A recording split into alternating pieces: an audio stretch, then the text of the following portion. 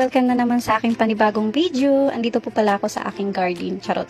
Ang pinakamalawak na garden ng Barangay Katmon. And dito po siya. Napakadami pong tanim dito. Dito yung lettuce. Ayan po, ang ganda oh. Wow. Ang ganda. Guys, samahan niyo po ako mag-ikot-ikot dito sa kanilang gulayan. Kasama ko po pala dyan si Tata, yung may-ari po ng lupa. Tinotor niyo po ako dyan sa gulayan ng Barangay Katmon. Kayo muna yung manood ng aking video.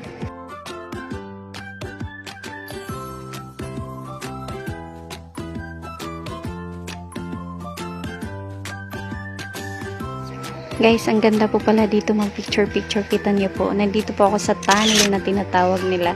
Ang ganda po dito guys. Nakapag-picture na nga eh.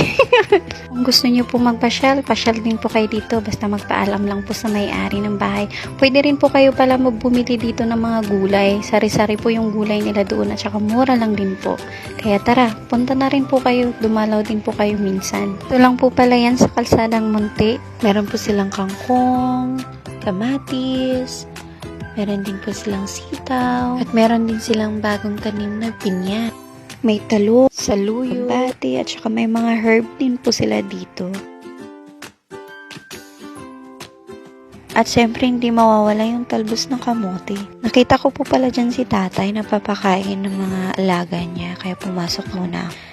Ang dami niya pong alaga, may baby, may malalaking manok, ewan ko. Ito po talaga maganda sa probinsya kasi pwede ka mag-alaga ng mga hayop.